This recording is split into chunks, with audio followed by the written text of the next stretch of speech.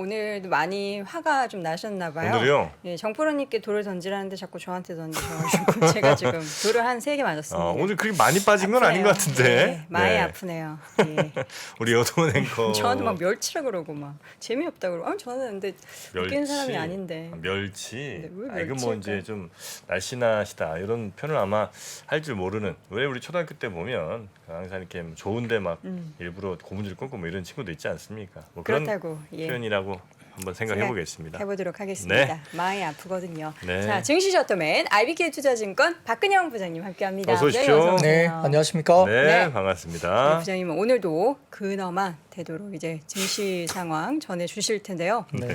자, 오늘 뭐 좀 오르다가 오전장만 네. 금방 이렇게 왔다 갔다 했거든요. 네. 박근홍으로 갑니까 이제? 예. 네. 글쎄요, 뭐 오늘 시장은 사실 좀 재미가 없었던 없었어요. 장이었죠. 음. 어제는 이제 조금 낙폭을 줄이면서 네. 그래도 좀 글쎄요, 이걸 뭐 선방했다고 해야 될지 모르겠지만 오늘 같은 경우는 코스피가 뭐 강보합으로 시작해서 뭐 1,416포인트 정도로 코스피가 시작했습니다.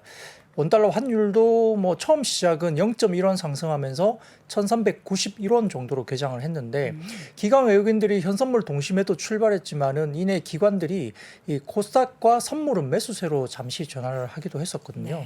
이게 잠 초반에 상승 출발했지만 개장 이후에 다시 원달러 환율이 1,395원을 돌파하면서 부담감이 또 시장에 작용했다 볼 수 있습니다.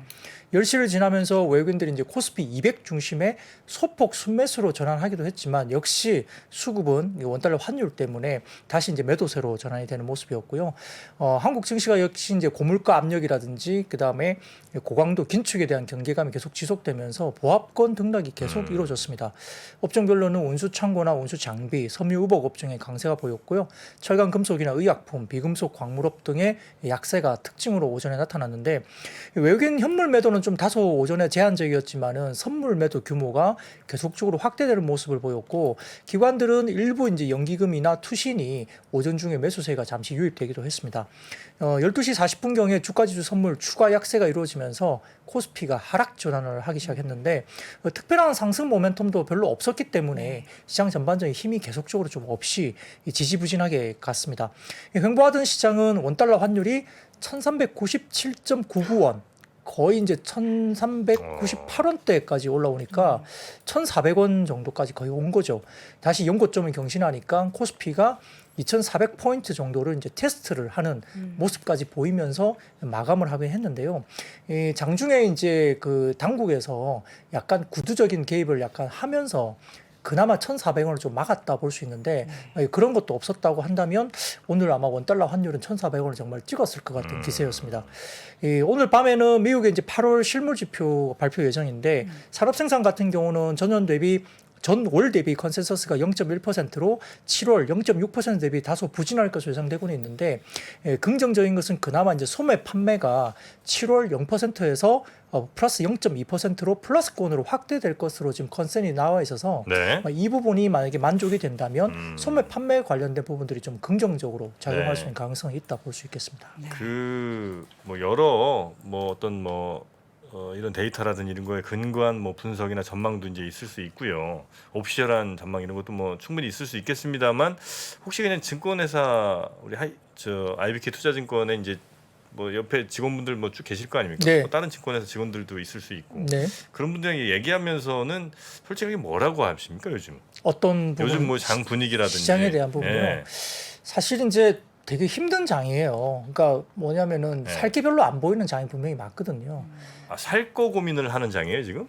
아니죠. 그러니까 이제 어쨌든 고객들은 매매를 원하고요. 뭐 뭔가를 빠지든 해서 수익을 오르든 내기. 고객들은 이제 종목을 원하는 부분들이 PB들의 가장 고민입니다. 근데 도저히 뭘 이렇게 픽하기가 너무 어려운 장이라는 말씀이군요. 사실 뭐 오늘 같은 경우도 일부 2차 전지 급등이 나오기도 했지만은 뭐 가는 섹터 중에 일부 종목, 그다음에 또 저평가돼 있다고 해서 바닥권에 있는 걸 권하자니 뭐 IT 섹터나 반도체 이런 쪽은 또 봐서 움직임이 좀 별로 없는 종목이고요.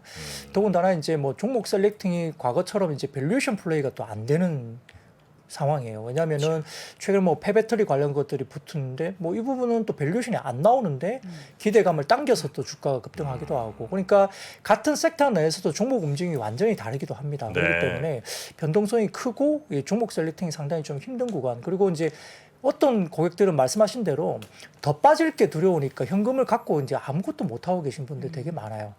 계속 주저하고 못 사고 계신 분도 많고 또 갖고 있는 것에 대해서 어떻게 해야 될까? 그러면 예를 들어 더 빠질 것 같으면 어떻게 좀 포트를 정리를 하든 아니면 좀 다시 손절을 하고 뭘 봐야 되는데 그 부분도 개인들이 가장 취약한 네네. 거죠. 이게 특히 손절매 관련된 부분들은 개인들이 가장 좀 힘들어하는 부분이세요. 단가에 대한 고민이 많기 때문에 그래서 그런 부분들에 대한 뭐 리밸런싱이 저희가 좀 뭐 어드바이스를 드리긴 하지만 네. 고객들 움직임이 이제 어드바이스를 드린다고 그대로 뭐 따라하시는 고객도 그렇죠. 계시지만 그렇지 않은 분도 네. 계시니까. 그 개인 투자자분들이 굉장히 이제 어렵거나 힘든 네. 지점이 이제 그런 거 아니겠습니까? 아, 뭔가 이게 지금 되게 어렵다는 건 이제 사실 누구나 다 아는 거고 네. 이 어려운 데에서 사실 요즘이야 이제 뭐 정보의 비대칭성 같은 게 많이 좀 사라졌다고 하니까 네. 그래서 증권회사 다니는 분이랑 뭐 개인 투자자는 큰 차이가 없다고는 하지만 그래도 이제 개인 투자자들 느낄 때는 야 그래도 저 사람들은 뭔가 좀 더 있겠지 이런 생각이 이제 있는데 네. 그분들은 지금 시장을 이제 끝났다 이제 그만하지 이런 느낌으로 갖고 계신지 아니면 야, 이 정도 선이면 충분히 지금 괜찮은 것 같은데라는 느낌을 갖고 계신지 그렇지는 않습니다. 근데 뭐 장이 빠지더라도 올라가는 네. 종목은 있고요. 그렇기 때문에 그거야 뭐 그렇죠. 예, 그러니까 저희는 그런 것에 대한 빠른 대응을 해드리는 거고 뭐 조금 여담으로 말씀드리면 이제 제가 여기 와서 이제 장 맞추고 드리는 여러 가지 내용들이 꽤 많잖아요. 네. 저는 개인적으로 그걸 저희 고객들한테 실시간으로 드리거든요. 이슈가 나올 때 그런 자료나 정보들을 항상 다 제 말씀- 고객들한테는 실시간으로 나갑니다. 장중에. 그렇기 때문에 고객들은 대응을 하고 계시죠. 네. 진짜 이런 내용이. 근데 이제 그것들을 장중에 실시간 내용들을 나갔던 것들을 제가 모아서 이제 저녁 타임에 이 시간대 좀 이제 한 20장 되는데. 약간 좀 더 오렌지 해가지고 말씀드리는 거기 때문에 뭐 그런 부분에 대한 PB들의 개인적인 어떤 뭐 고객 관리는 따로 좀 다르겠죠. 그걸 차별적으로 하겠지만은 잘 받고 싶으면 IBK 뭐 박근영을 찾아라. 저보다 더 뛰어난 PB들도 많습니다. 많고요. 저는 알겠습니다. 나름대로 이제 그런 네. 방법을 쓰고 있다는 건데요. 네. 뭐 그렇게 해야만이 이제 고객들이 대응이 되죠. 뭐 그리고 아까 말씀드렸지만 어려운 장이지만 또 찾아내려고 저희도 네네. 많이 노력을 그러니까 하는 섹터별로 거고요. 종목별로 계속해서 하여튼 찾는 노력을 지금 하고 계시지. 그럼요. 뭔가를 더 아. 찾아야 되고 또 안 좋으면 안 좋다라고 빨리 말씀을 드려야 되잖아요. 네. 뭐 그런 것들이죠. 무조건 저희가 좋다고 사라고 말씀드리지는 않습니다. 안 네. 좋을 때는 안 좋으니까 이렇게 안 좋다는 이야기를 또 장중에 바로바로 그때 드려야 되는 건데요. 네. 그 말을 안 하고 있는데 고객들이 왜 안 좋은지 모르고 있는 건 사실은 PB들이 문제인 거죠. 그거는 알겠습니다. 좀 아닌 것 같습니다. 시장 얘기로 다시 돌아가서 앞서 말씀해 주셨던 대로 2차 전지 업종 가운데서는 뭐 대형주나 중소형주 일부 종목들이 또 그나마 선방을 했어요. 그 에코프로 같은 경우는 오늘 급등세를 뭐 나타냈는데요. 8%. 실제 보면은 에코프로는 좀 약간 종합 선물 같은 느낌이 들어요. 회사가. 어떤? 2차 전지 관련된 이 부분에서 주가가 오늘 보면은 상당히 좀 아웃퍼폼을 눈에 띄게 했습니다만 네. 중국 GM과 협업하면서 배터리 원료 합작사 설립을 한다는 소식을 아침에 내면서 주가가 유달리 차별적으로 급등세를 나타냈습니다. 에코프로와 이제 중국 GM 같은 경우는 에코프로 머티리얼즈를 운영 중에 있는데 이런 부분에서 이제 배터리 양극재 원료인 전구체의 핵심 소재를 자체 조달하겠다 이렇게 밝혔거든요. 거기에 따라 시장이 상당히 좀 긍정적으로 반응을 한 것 같고요. 거기에다가 이제 뭐 여러 가지 부분에서 정제 관련된 광물을 뭐 미국과 FTA를 체결한 국가로부터 조달을 해야 된다 이런 법안이 이제 미국에서 진행되고 있기 때문에 여러 가지 굉장히 좀 뭐랄까 예민한 뭐 상황입니다. 이 부분 관련해서 최근에 보면 2차 전지 서플라이 체인 중에서 전체적으로 광물 정제령 관련된 기업들 이 부분에 대한 포커싱이 좀 맞춰지는 느낌이 드는데요. 굳이 이제 종목을 좀 말씀드리다 보면은 수산화 리튬 정제 관련 기업으로 이야기되는 게 에코프로하고 그다음에 포스코 케미칼입니다. 에코프로 같은 경우는 비상장 자회사인 에코프로 이노베이션이 있고요. 그다음에 포스코 케미칼 같은 경우는 계열사인 포스코 리튬 솔루션을 통해서 이제 수산화 리튬 관련된 정제 사업을 하는 게 본격화되고 있기 때문에 그 두 개의 회사가 좀 눈에 띄게 조금은 아웃퍼폼을 하고 있는 모습이 보이기는 합니다. 에코프로 같은 경우도 이제 독일의 AMG와 뭐 리튬, AMG 리튬이라는 회사와 이제 수산화 리튬 공급 계약을 체결했고요. 2024년도부터 5천 톤 정도 규모의 수산화 리튬을 헝가리 에코프로 BM 양극재 공장에 이제 공급하기로 돼 있기 때문에 이러한 부분들이 좀 두각을 나타내는 것 같고 네. 포스코 케미칼은 낮아지는 부분들이 수직 계열화 잘 있다. 이런 평가를 받는 것 같습니다.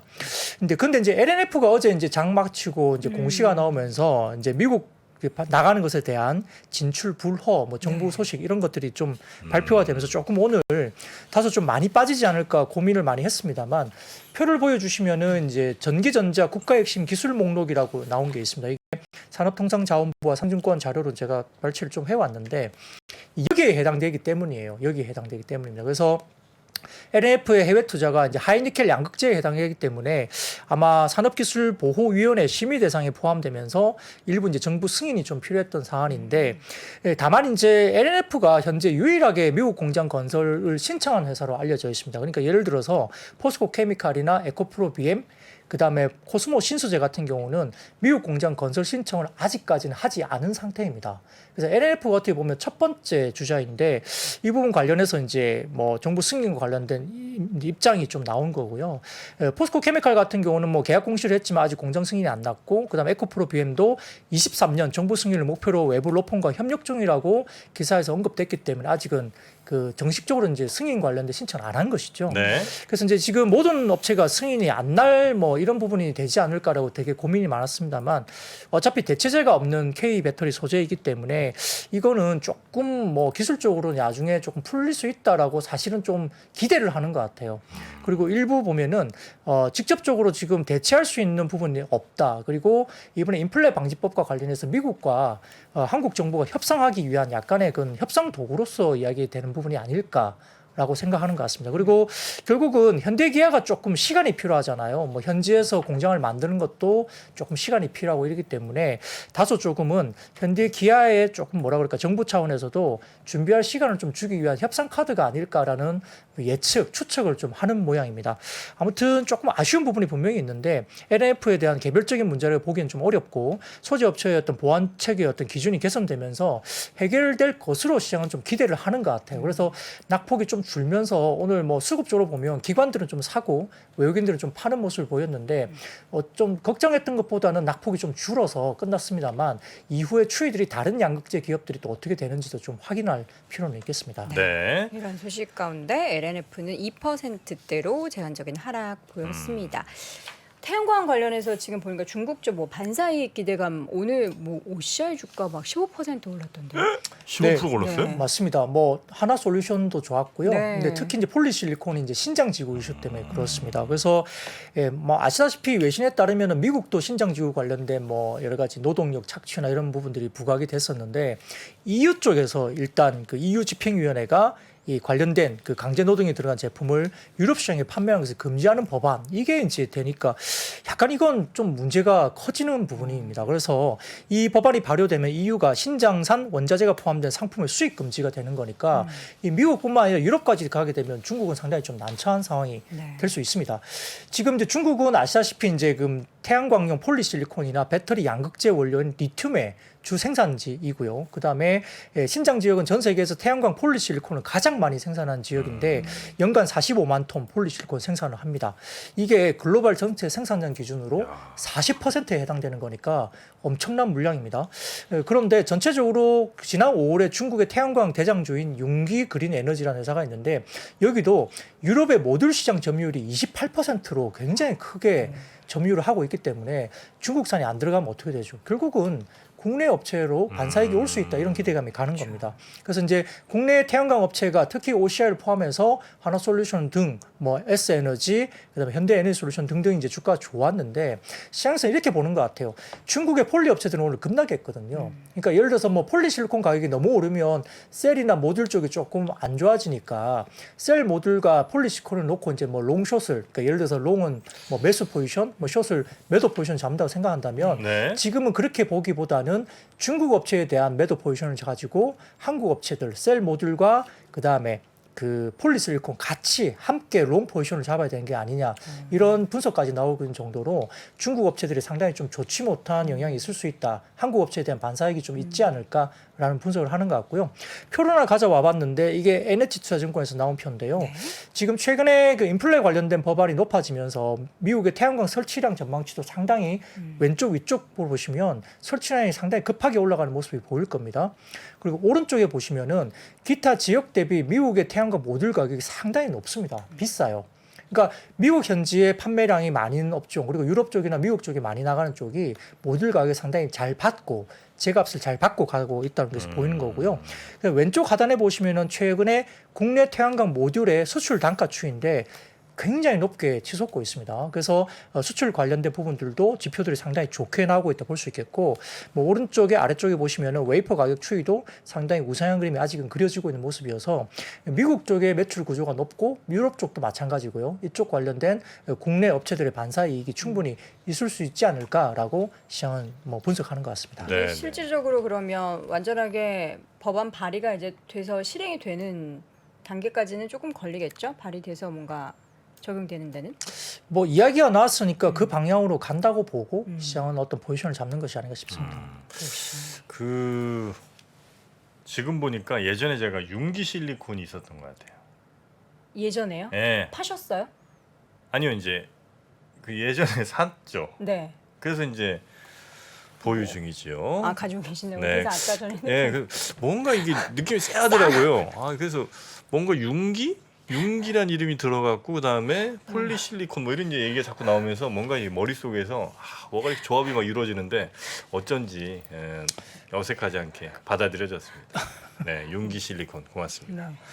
자, 하여튼 중국의 신장 쪽의 강제 노동에 대한 어떤 규제 뭐 이런 네. 거에 반사 이익으로 네. 우리 태양광 업체들이 괜찮으시죠? 좋은 모습 보이고 있다는 거죠? 네. 근데 국내 태양광 주식도 갖고 계시지 않나요? 국내 태양광? 예, 뭐 OCI나 하나솔루션 같은 아니요. 거 하나솔루션.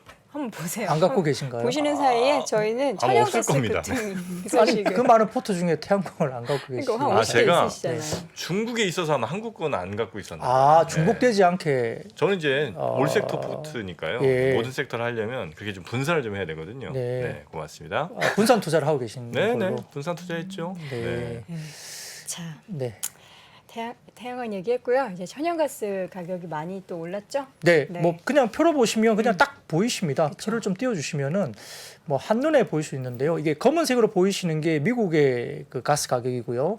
그다음에 유럽 쪽에 관련된 가스 가격이 이제 붉게 표현되는 것인데 이 오른쪽으로 보이는 쪽이 이제 미국의 가스 가격을 보이는 쪽인데 네. 10달러 정도 수준까지 올랐다가 이제 8달러 초반까지 빠졌다가 다시 9달러 위로 올라왔죠. 최근 들어서 한두 뭐 일 만에 굉장히 많이 다시 급반등을 했습니다. 전거래일 대비 미국의 뭐 천연가스 가격이 10% 넘게 급등을 보였고요. 유럽 가격도 뭐 치솟다가 다시 빠졌지만 다시 리바운딩이 조금 나오는 분위기가 됩니다.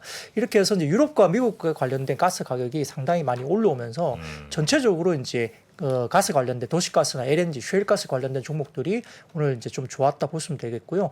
호주 같은 경우도 호주 경쟁 소비자 위원회 그 ACCC라는 곳이 있는데 이 자국의 동부 해안 지역에 내년도 가스 공급량이 부족할 것으로 보고되면서 내수 물량 확보를 차원에서 이제 수출을 좀 제한하겠다 이런 이야기가 나오고 있는 상황입니다. 근데 이제 한국 같은 경우는 좀 장기 계약을 해서 좀 그 영향이 좀 적다라고 이야기는 되는데 아무튼 뭐 푸틴 대통령도 최근에 자국산 러시아 원유 가격 상한제에 더불어서 이제 여기에 대해서 뭐 가스도 원유도 석탄 휘발유도 아무것도 없다. 여기에 동참하는 국가는 아무것도 주지 않겠다 이야기하고 있기 때문에 겨울철로 접어들면서 약간 여기에 대한 우려감이 좀 있는 것 같습니다. 가격에 대해서. 그래서 뭐 GS나 경동도시가스, 뭐 동성화인테 한국카본 등 LNG 관련된 종목들, LNG 셰일가스, 도시가스 이런 종목들이 좀 움직였습니다. 네. 만약에 전쟁 상황이 어느 정도 좀 이렇게 극적으로 진정이 되거나 하게 되면 그럼 지금 이제 올랐던 기업 같은 경우는 조금 더 반대 방향으로 갈 가능성이 좀 높다고 생각해야 됩니까? 그러겠죠. 사실 그 미국의 천연가스 가격도 1, 2년 전에 2달러 수준이었습니다. 근데 지금 10달러까지 왔으니까 사실 5배가 오른 거잖아요. 네. 그런데 유럽의 천연가스 가격은 미국 가격보다 또 6, 7배 정도 더 비싸죠. 그러니까 이건 좀 약간 이 전쟁과 관련된 이슈 때문에 그러하고요. 또 말씀드렸듯이 천연가스가 너무 비싸니까 이제 오일로 넘어가서 오일이 80달러 선 정도 수준에서 다시 뭐 리바운딩이 나오고 있고 미국도 지금 전체적으로 지금 비축유가 워낙 많이 빠져 있어가지고요. 80달러 정도 언더가 나오면 미국도 지금 비축유를 다시 입찰 들어갈 수 있다. 이것 때문에 80달러 정도 수준에서 계속적으로 지지가 될 거다 이야기가 나옵니다. 그러니까 더 빠지지 않는 거죠. 네. 그런 부분이고 거기에서 또 넘어가니까 이제 다른 석탄도 또 오르고 뭐 이런 부분들이 계속 돌고 돕니다. 그러니까 전쟁 부분이 사실은 가장 큰 영향이 아닐까 싶습니다. 네. 이제 거의 다 왔다라는 이제 여러 저희 이제 정보를 종합한 결과 그런 결론을 좀 내렸습니다. 저는. 어디로 왔다는 거죠? 전쟁의 이제 막바지다? 막바지다. 어떤 소식통에 그런 얘기가 나옵니까? 지금 이제 전 세계에 3대 그 통신사가 있습니다. 네. 통신사 실시간 뉴스들을 저는 이제 계속해서 체크하고 있습니다. 네. 3대 통신사 뭐 있죠? AP, 네? 그다음에 저 타스 통신, 그다음에 LG 플러스인가요? 하여튼 그래서 제가 쭉 이 뉴스들 지금 종합하고 있거든요. 그래서 지금 보고 있는데 굉장히 전황이나 이런 것들이 러시아에 불리하게 가고 있습니다. 예. 진심으로 진지하게 들었습니다. 정말 정프로님이 사실 식견이 좀 여러분들도 아시겠지만 깊은 면이 가끔 있으세요. 그래서 전 진짜 통신사 뉴스 다 보신다는 줄 알고 깜짝 놀랐는데 예. 또 낚였네요. 자, 섬유유복 업종 얘기해 주시죠. 섬유유복 오늘 좋았습니까? 엄청 올랐더라고요. 네, 뭐 최근에 달러 강세 수혜에 따라서 섬유유복이 좀 너무 저평가된 거 아니냐 이런 뭐 리포트가 하나 나왔는데요. 역시 원달러 환율이 상승되다 보니까 매출은 달러로 인식하거든요. 이 부분이 증가폭이 인식되는데 비용단 그 임금 같은 경우는 현지 통화로 이제 주어지고 판관비 같은 경우 원화로 이루어집니다. 그러니까 이게 레버리지 효과가 생긴다는 거죠. 그래서 이익단이나 이런 것들이 상당히 좋아지는 건데 영업무역이나 한세실업, 화성엔터프라이즈 이런 종목들이 상반기 OEM 3사 합산 영업이익이 107%나 전년비 급증했다 이렇게 보입니다. 표를 좀 보여주시면은 좀 쉽게 좀 더 설명이 가능한데요. 이제 최근 들어서 이 표가 뭐냐면은 상반기 업체별 환율 수혜를 이제 본 건데 작년 상반기하고 올해 상반기 이제 비교를 한 겁니다. 원달러 환율이 작년에 1,118원 기준, 올해 상반기는 1,233원 기준이니까 환율 증가폭은 한 10.3% 증가했는데요. 달러 매출 기준으로 본다면 3사가 평균적으로 38% 증가인데 영업무역이 지금 53.8%, 한세실업이 37.3%, 화성엔터프라이즈가 23.5% 증가했고 원화 매출이나 뭐 영업이익단도 상당히 높게 올라오고 있죠. 이런 부분들 때문에 결국은 환율 수혜가 충분히 이제 나타나고 있는 것들이 보이는데 전체적으로 의류업체 OEM들이 상당히 많이 지금 낮게 거래되고 있습니다. 지금 12월 포워드 PER 같은 경우는 지금 영업무역과 한세실업이 각각 5배 PER 그리고 6배 PER 이렇게 받고 있거든요. 그러니까 실적 비율에서는 너무까지 많이 빠진 것이 아니냐 이렇게 보입니다. 근데 주가 부분에 대해서 이제 많이 빠져 있지만 올라가지 못한다는 것에 대한 그 논리는 뭐였냐면 하반기 미국이 경기가 좀 안 좋아지면은 소비가 안 좋아질 수 있고 두 번째 재고가 좀 많이 형성되고 있지 않느냐 이 부분이 논란이 사실 있었거든요. 근데 다음 표를 한번 보여주시면은 미국 소매 의류 재고율을 좀 제가 가져와 봤는데요. 이게 보시면 최근에 재고가 엄청나게 빠졌다가 많이 올라오고 있긴 합니다만 2010년 이후에 미국의 의류 소매 판매액 대비 재고율 평균은 2.49 정도로 재고율이 보입니다. 그러니까 판매액 대비 재고율입니다. 평균치가 2.49 정도인데 2021년 6월에 1.76까지 빠졌었어요. 그러니까 굉장히 많이 빠졌었죠. 리스타킹 수요가 굉장히 많이 들어왔을 겁니다. 그래서 OEM들이 상당히 많이 올라왔을 텐데 2022년 6월에는 2.22를 기록하면서 재고율이 바닥에서 많이 올라오긴 했지만은 과거 평균 대비로도 아직은 좀 낮은 수준이 재고가 되고 있다. 그러니까 다시 채우는 리스타킹 수요가 아주 뭐 활발하게 뭐 막 그렇게 임팩트 있게 들어오지는 않다 하더라도 정상적인 발주 환경은 계속적으로 지속되는 환경이 맞다. 그러니까 평균치보다 아직까지는 재고율이 좀 낮다고 보는 것 같습니다. 그래서 이제 이런 부분을 봤을 때 현재 환 관련된 수요를 충분히 얻고 있고 영업무역이나 한세실업이 지금 PER이 5배, 6배 이렇게 되면 밴드에서 PER 밴드에서 아주 바닥권에 아직은 있기 때문에 그렇다면 단기적인 부분들은 분명히 밸류에이션 상으로서는 주가 부분은 좀 매력적이지 않느냐 이렇게 이야기를 하는 것 같고요. 네. 거기다가 이제 최근에 화성엔터프라이즈 같은 경우는 나이키 의료공장 인수를 했다든지 그다음에 JS 코퍼레이션 같은 경우는 대형 OEM 관련된 약진 통상이라는 회사를 인수하는 등 성장에 대한 또 모멘텀을 갖고 있는 회사가 또 일부 있기도 합니다. 여기에 따라서 좀 모멘텀도 충분히 있다는 점에서는 일부 의류 OEM 등이나 의류 관련된 종목들이 오늘 좀 주목을 받았습니다. 네. 우리 관련된 종목들이 굉장히 또 바닥권에 있는 종목들이 많기 때문에 좀 빨리 올라왔으면 좋겠는데 또 경기가 안 좋으니까 또 옷도 잘 안 사게 돼가지고 그런 또 타격을 받게 될지. 또 이제 하반기가 원래 이제 옷값이 겨울옷이 비싸잖아요. 네. 그럼 마진도 높고 그렇죠, OEM도 그렇죠. 당연히 더 많이 마진 폭이 커지겠죠. 하긴 저도 이제 그옷 같은 거를 이제 잘 안 사는데 네. 어쨌든 겨울에는 아무리 싼 거 사도 뭐 한 15만 원, 20만 원씩 하잖아요. 그렇죠. 일단 단위가 다르죠. 네, 도시니까. 뭐 이렇게 좀 뭐 이렇게 털도 있고. 털 들어가고 뭐 이러면 그러면 아무래도 좀 마진율도 좀 높아지고 이런 것도 좀 있겠죠. 당연히 전체적으로 그렇습니다. 소비가 완전 무너지지 않는다면. 네, 당연히 그렇습니다. 그래서 이제 백화점 그 관련된 부분들이 7월달 백화점 그 매출 성장률이 30%가 넘어요. 네. 그리고 여성 의류 관련된 카테고리가 39%. 그러니까 상당히 여름철에서 이제 가을 겨울로 넘어가면서 좀 비싸고 약간 뭐랄까 그 이익률이 좋은 의류들이 많이 팔리기 때문에 백화점 피크아웃도 지금 아직은 조금 기우다. 그리고 괜찮다라고 이야기되고 있고 뭐 그런 부분들이 언급이 되고 있어서 뭐 그래서 이제 최근에 지난번에 한번 잠깐 언급드렸던 뭐 신세계 같은 경우도 백화점 괜찮고 네. 그다음에 네, 공항점 면세점에서 트래픽이 좋아지니까 좀 봐야 된다 이런 이야기도 도는 정도니까요. 소비는 아주 뭐 꺾인 것 같지는 않은데요. 근데 아무래도 이제 여성 의류 카테고리가 많이 팔려야지 좀 더 좋은 것 같아요. 그렇죠. 네, 그렇습니다. 제가 많이 사도록 하겠습니다. 네, 자. JS 코퍼레이션이 아이폰. 네. 아이폰. 더 얘기하실 거예요? 아니 네. JS 코퍼레이션이 어떤 브랜드들 옷 생산하는 거 좀 살펴봤는데 네. 뭐 굉장히 유명한 브랜드들 많이 저 만들고 있군요. 네. 네. 그 얘기 하려고 그랬어요. 감사합니다. 네. 자, 아이폰 판매가 중국에서 엄청 잘 돼요? 네, 뭐 지금 중국에서 사전 주문 시작한 하루 24시간 만에 200만 건 돌파했고요. 서버 다운됐다고 합니다. 그리고 이제 지금 인기를 끈 것은 이제 프로 모델인데 뭐 미중 갈등이 뭔 상관? 그렇죠. 아. 그런데 이제 프로 모델인데 네. 지금 아이폰 14 프로 선주문은 100만 건 이상, 그리고 프로 맥스는 80만 건 이상 와. 뭐 이러고 있기 때문에 프로맥스 제일 비싼 거잖아요. 예, 그렇습니다. 그래서 지금 수요가 몰린 뭐 프로 맥스 같은 경우는 지금 주문해도 10월 말쯤에 뭐 받을 수 있다고 하니까 그래서 이제 한번 갖고 와봤거든요. 네. 그 현지 이제 중국 쪽에서 지금 이제 실제 그 뭐랄까 오더를 하기 위한 표인데 한번 띄워주시죠. 이게 보시면은 아이폰 14 프로 맥스 관련된 256GB짜리 이 사진이 있는데 예, 화면이 안 띄워지네요. 일단 나올 겁니다. 띄워지면 한 6, 7주 정도 더 걸린다라고 이렇게 나옵니다. 예, 보시면 빨갛게 아, 이렇게 밑에. 표시된 부분 있죠. 이 부분이 이제 재고를 받으려면은 6, 7주 이상 걸린다라고 이제 표시가 된 부분이에요. 그러니까 이만큼 지금 이제 서버가 이제 굉장히 좀 쉽지 않고 시켜도 이제 굉장히 늦게 이야기되고 있고요.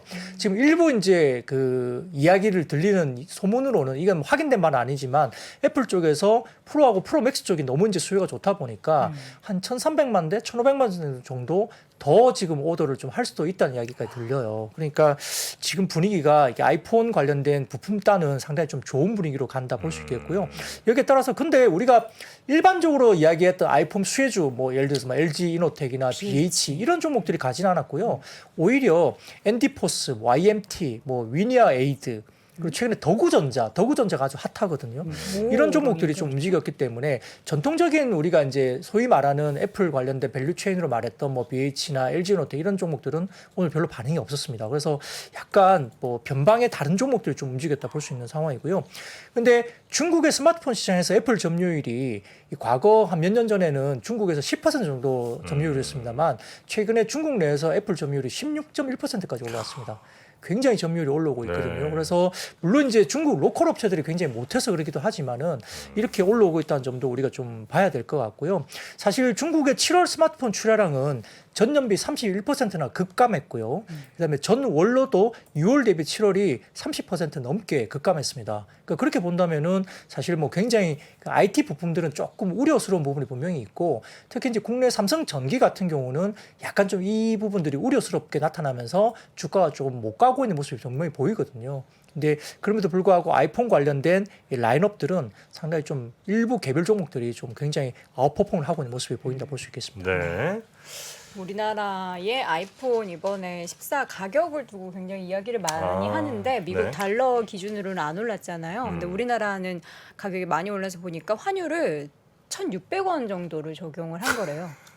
아, 더 올라갈 거라고 네. 감안하고. 그러니까 아직 출시가 안 됐으니 그때는 네. 뭐 올라갈 거라고 예상을 해서 그런지 뭐를 붙여서 야. 그런지 모르겠지만 1,600원 정도를 적용해서 판매가를 설정을 한 그 금액이 거기 나온 거라고 합니다. 그런 사람들이 이렇게 많으니 이게 근데도 환율이 사죠. 내려갈 수가 있나? 근데 이게 뭐 한 250 이렇게 제일 비싼 게 그렇잖아요. 네, 맞아요. 그럼 뭐 한 170짜리도 있는데 80만 원 정도 가격 차이면 꽤 큰 것 같은데도 내가 3년, 4년 뭐 쓸 거라고 생각하면 그래 좋은 월 거 할부 뭐 쓰자. 이렇게 나눠서 생각하면 그래 그 정도 내자 이러면서 제일 좋은 모델 쓰시는 분들이 많은 것 같아. 큰 거 쓰고 네. 용량 큰 거 네네네. 제일 좋은 거. IT 기기는 이왕이면 좋은 거 사서 잘 쓰자 뭐 이런 심리도 있는 것 같긴 네. 한데. 그거 하나가 지금 노트북보다 훨씬 비싼 거 아니에요? 그렇죠. 175만 원이야 제일 비싼. 그게 프로 할부의 맥스. 위력이죠. 할부의 위력.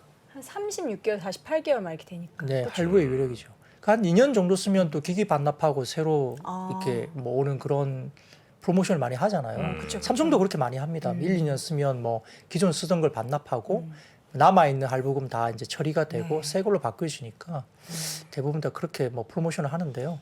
아무튼 뭐 아이폰 쓰시는 분들은 이번에 이제 하드웨어적인 어떤 한계를 조금 넘은 것 같긴 해요. 노치 부분도 없어지고 그쵸.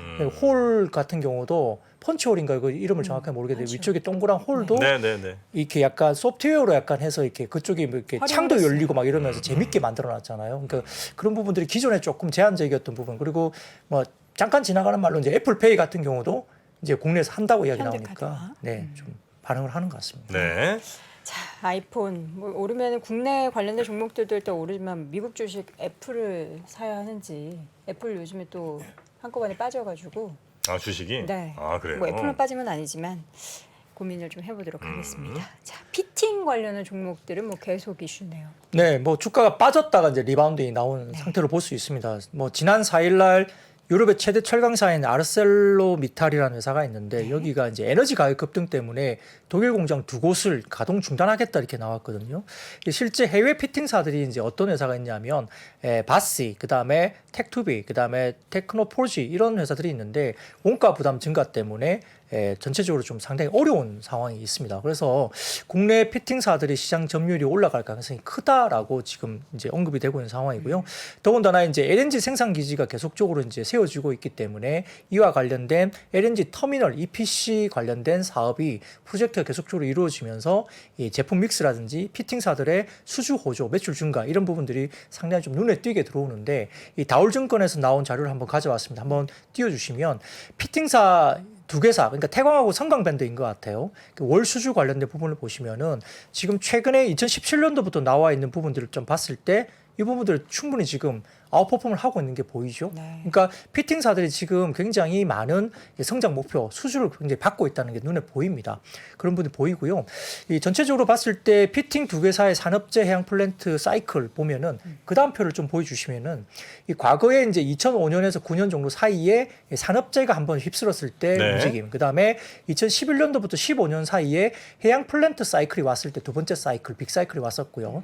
최근에 이제 LNG 사이클이 이제 다시 이야기가 됐는데 보시면은 매출의 규모라든지 그다음에 영업이익 규모가 그때하고 거의 비슷한 수준까지 다 올라와 있습니다. 그러니까 상당히 몇 년 동안 굉장히 쉬었다가 갑자기 이제 2022년부터 지금 이제 이렇게 수주권이 막 올라온다는 거죠. 그래서 이 세 번째 사이클이 시작되면서 과거 두 개의 사이클과 좀 비교가 되기 시작하는 것 같고요.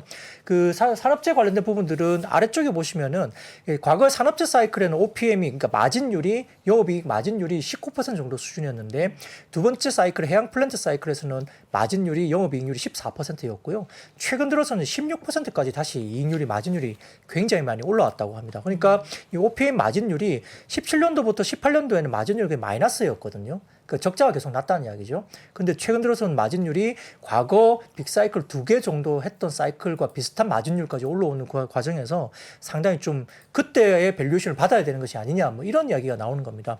근데 제가 과거 사이클을 한번 보니까요. 어느 정도의 밸류에이션을 받았는지 한번 보니까 그 PBR 같은 경우는 빅사이클 시기에 과거에 PBR이 한 3배에서 4배 정도 받았었고요. 그다음에 그때 당시 PER 기준으로 봐서는 15배에서 20배 정도까지 받았더라고요.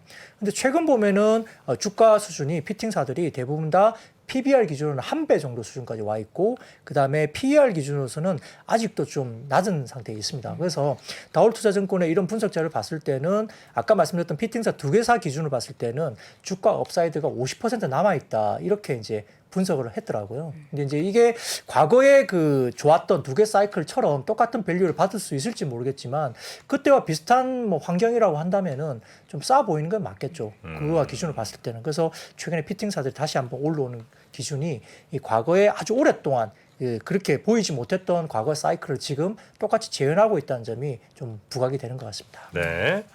자, 임플란트주들이 좀 조정을 받나 싶었는데 또 가파르게 올라가요. 올라갈 때는. 네, 최근에 이제 뭐 중국 쪽에서 이슈가 사실 있었잖아요. 네. 뭐 대규모로 사서 가격을 낮춘다 이런 이야기 있었기 때문에 조금 주춤했는데 그 2022년 10월 16일에 실시되는 중국의 그 제13기 전인대 안건의 의료보험의 치과 치료비와 결손치 수복, 그러니까 결손치 수복은 임플란트를 아마 의미할 것 같습니다.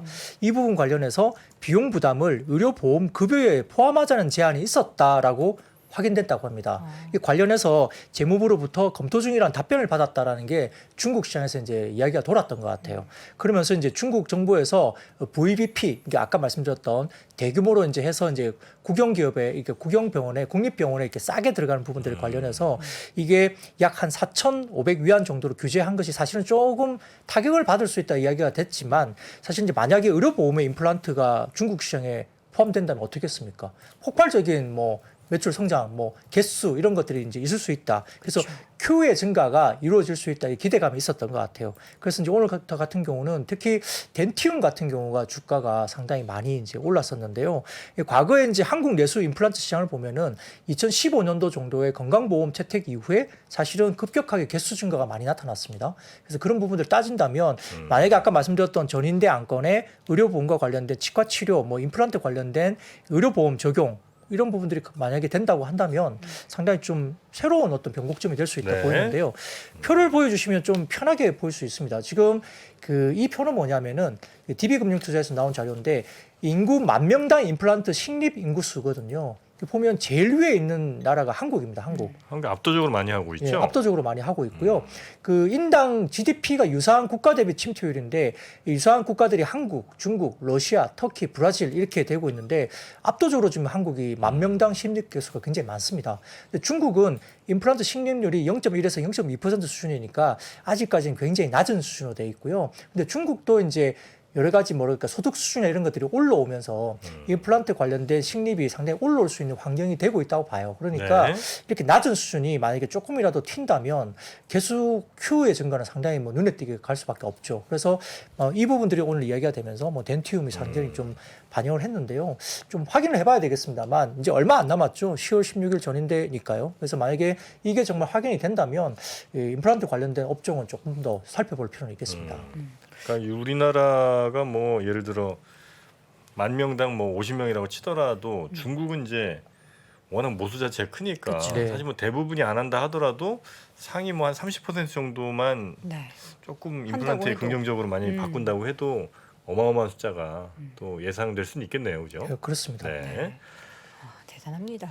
우리나라가 이런 약간 미세한 그런 기술력에 있어서 굉장히 많이 발달돼 있잖아요. 뭐 정밀 기술 뭐 이런 것들. 지금 궁금해서 찾아보긴 했는데 못 찾았는데 우리나라가 뭔가 전 세계적으로 임플란트 쪽에 있어서의 기술이 탑티어에 있나 봐요. 뭐 미국에도 뭐 공장 증설해서 진출한다고 하고 기대감이 있는 것 같은데 네. 혹시 부장님 아시나요? 어떤 부분? 한국 기업이 전 세계 임플란트 시장에서의 뭔가 위상이 비상이요.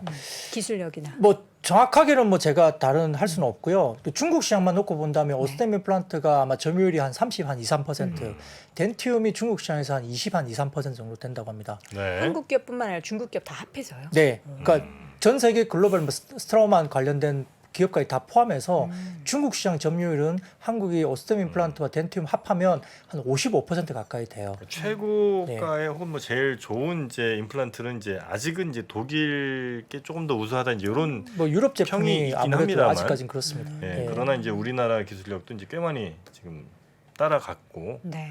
예. 또 그러네요. 지금 초창기에는 이제 네. 해외 제품으로 했었다가 지금은 오히려 국내 제품들을 훨씬 더 많이 사용을 하고 있는 추세라고 하고 유럽 쪽 제품을 많이 사용을 했었다고. 뭐 아직까지는 고가 라인 쪽이 이제 그쪽 유럽산. 쪽에 이제 뭐 우리가 잘 알고 있는 스트라우마 이런 쪽이 이제 있잖아요. 근데 이제 워낙 비쌉니다. 가격이 거의 2배 이상 뭐 비싸기 때문에 뭐 그쪽으로 하는 분도 계시겠지만 이제 접근성으로 봐서는 중간급 미들 가격 정도 수준의 한국 제품들이 굉장히 좀 각광을 받고 있고 보톡스랑 비슷하군요. 글쎄요, 뭐 보톡스도 그것까지는 미국이나 유럽 쪽에 네, 있어서는 네. 좀 가격이 비싸거든요. 제가 뭐 다 그쪽 보톡스가 다 맞는 건 아니고요. 근데 네. 한국산 보톡스는 조금 저렴했잖아요. 그래서 그 중간 값인 미국 게 제일 비싸고 독일 게 조금 쌌어요. 그다음에 우리나라 한국 게 거는? 제일 싸고 한국 거는 10만 원 미만. 음. 약간 이런 느낌이군요. 그러나 품질은 또 우수하지 않습니까? 그렇죠, 그렇죠. 네. 네.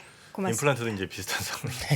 네, 네. 알겠습니다. 자, 다음 섹터 한번 볼까요? 네, 뭐 화장품 세트는 간단하게 말씀드리겠는데요. 그 정기석 국가감염병 위기 대응 자문위원장이 이 13일 MBC 라디오 프로그램에 출연하면서 이런 이야기를 했다고 합니다. 그 이번에 유럽 학회에 갔다 왔는데 호흡기 내과 의사들이 실내에서 마스크를 안 쓰더라. 그래서 한국도 마스크를 좀 안 쓰는 시기가 다가오고 있지 않을까. 그래서 구체적인 이야기를 하면 시기는 내년 봄쯤이면 안전하다고 본다.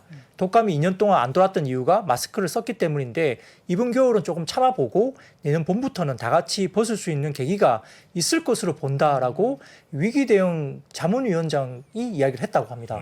그러다 보니까 이제 마스크를 안 쓴다 하니까 뭐 화장품 섹터가 이제 영향을 좀 받았다 네. 이렇게 볼 수도 있겠습니다.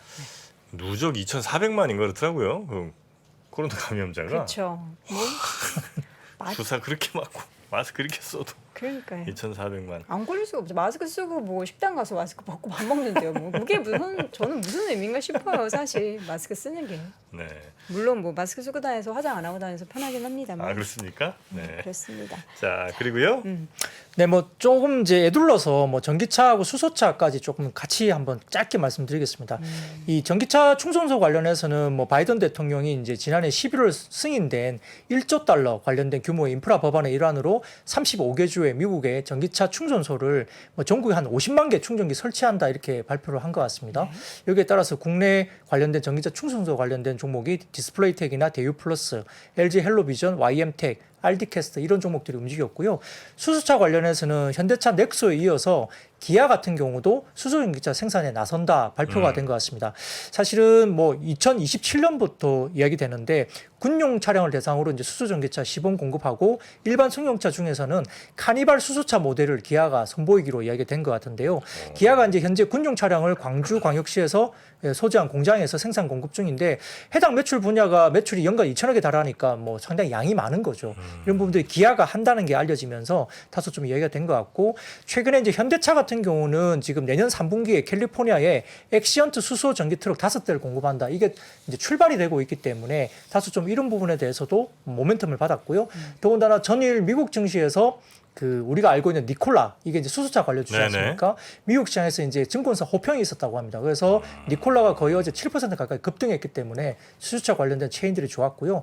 오늘 장중에 나온 이야기인데 EU가 수소은행 설립을 위한 30억 유로 출자 소식이 알려졌습니다. 그래서 수소 관련된 모멘텀이 조금 더 이어지면서 뭐 비나텍, LTC, 범한퓨얼셀, S퓨얼셀 이런 수소 관련된 종목들이 좀 움직였습니다. 네. 자, 이번에는 애플페이 관련한 얘기인데 이게 뭔가 점점 구체화돼가고 있는 것 같아요. 지금 애플 관련한 한국 이용약관에 애플페이 관련한 내용이 추가가 됐어요. 네, 뭐 그 관련된 소식이 전해졌고요. 이미 이제 현대카드가 한다 이야기들이 뉴스가 나왔었기 때문에 이미 이제 관련된 뭐 결제 관련주들의 움직임이 있었습니다. 그래서 아까 말씀하신 대로 한국 이용약관에 애플페이 추가 소식이 이제 알려졌고요. 구체적으로 알려졌습니다. 또한 이제 관련된 종목들이 뭐 한국정보통신이나 나이스정보통신, 뭐 나이스 이런 종목이 움직였는데 애플페이 관련된 교통카드 연동을 추진 중인 티머니 지분을 보유했던 에이텍TN이라는 종목이 있고요. 그다음에 현대카드의 패스 클라우드 플랫폼을 공급하고 있는 나무기술이라는 종목도 움직였고 현대자동차그룹의 NFC 관련된 카드키 공급사인 코나아이 이런 종목들도 같이 연동돼서 관련주로 분류가 되면서 주가가 움직였는데 사실 지난번에도 말씀드렸지만 애플페이가 들어온다고 해서 전체 결제 시장이 엄청나게 커지는 건 아니잖아요. 네. 방법이 달라질 뿐이지. 기존 애플페이가 없었던 것이 애플페이로 이제 방법이 좀 달라지는 건데 시장 자체가 뭐 애플페이가 없던 시장이 막 애플페이만큼 늘어나는 건 아니기 때문에 이 부분은 좀 생각을 해봐야 될 것 같습니다. 네. 제가 어제 iOS 16으로 업데이트를 했거든요. 근데 사실 뉴스 보기 전에 이런 지갑이라는 메뉴가 생긴지도 몰랐어요. 네. 거기에도 이제 지갑이? 애플페이 지갑이 지갑. 들어오잖아요. 이렇게 애플 지갑이랑 원래 네. 지갑 이렇게 있거든요. 그 옛날부터 있던 거 아니에요? 없었다는데요? 아, 그래요? 네, 그게 이번에 생긴 네. 거예요. 그 부분. 그 내가 알고 있는 건 다른 원래시구나. 네. 아, 네. 몰랐습니다. 아, 원래는 뭐 앱 이름 아닙니까? 뭐. 애인 이름이요?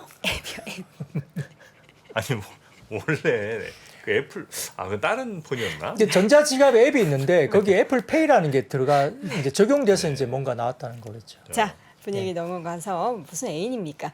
자, 현대 글로비스 오늘 기업설로 가지고 오셨죠? 네, 뭐 사실 뭐 기업설 이야기가 뭐 부담되는 건 맞습니다만 우리가 이제 조금 그냥 한 종목 관련해서 좀 이슈가 있으면 보자 이런 개념인데요. 아, 뭐 최근에 이제 현대글로비스 같은 경우는 뭐 지금 하나 표를 보여주시면 BDI가 최근에 어떤 움직임이 있는지 좀 보시면 엄청나게 BDI가 빠졌습니다. 최근에 올해 들어서는 5월, 6월 달에 3,000포인트를 넘었던 BDI가 1,000포인트도 깨고 내려갔었거든요.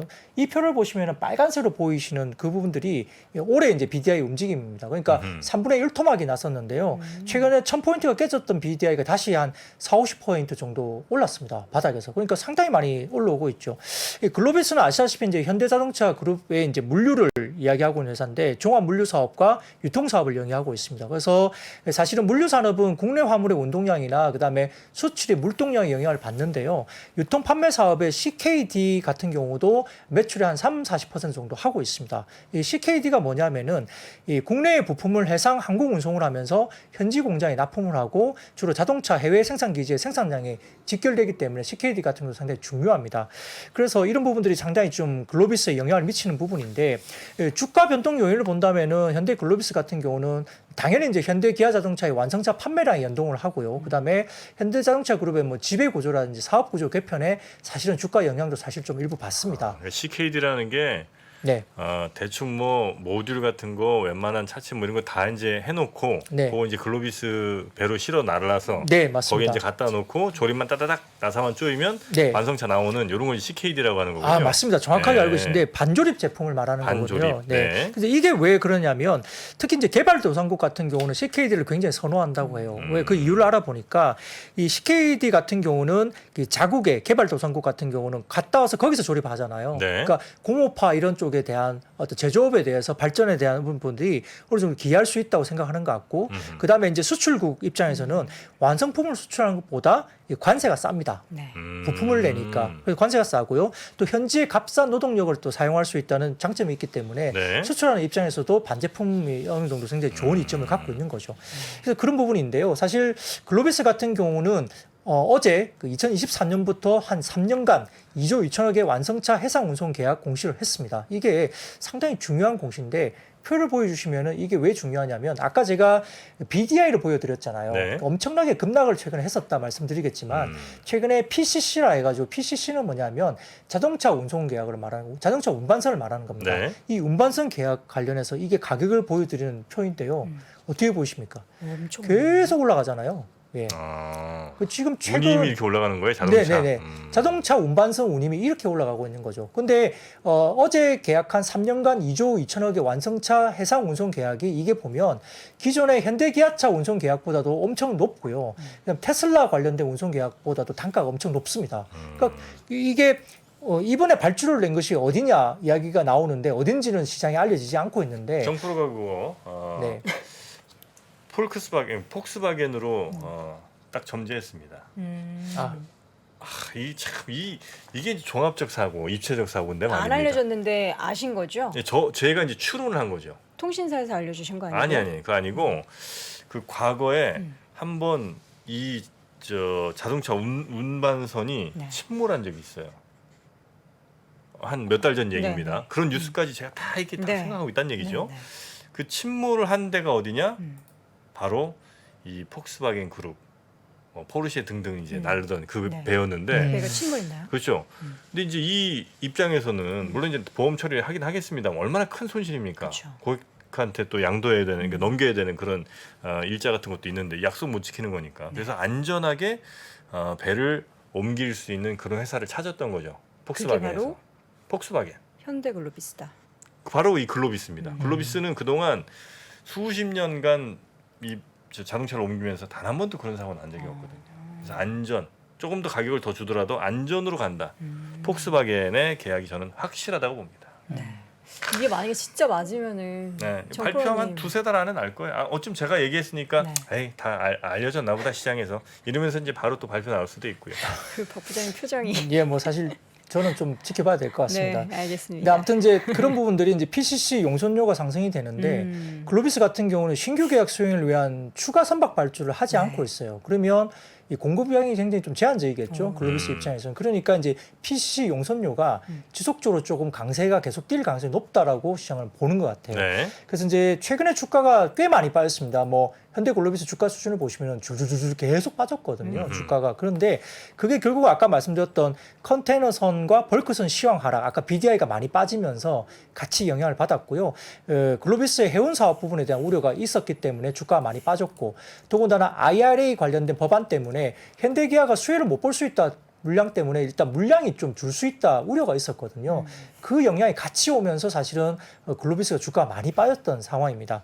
근데 아까 말씀드렸듯이 이제 동사의 어떤 그 관련된 그 자동차 운반선 관련된 이 업황이 굉장히 견조하게 나타날 것으로 보이고 아마 그냥 2조 2천억이니까 단순하게 계산하면은 연간 매출액이 7,200억 정도 들어오고 그다음에 영업이익단은 그렇게 되면 연간 1,000억 이상의 애드업이 된다고 보는 거니까 매출 규모로 보면 상당히 의미가 있죠. 그래서 현재 주가 수준이 뭐 추정 실적 기준 뭐 PER 5.5배 수준이니까 바닥권에서는 좀 밸류에이션 매력도가 좀 높아지지 않는가 이렇게 바라보는 것 같고요.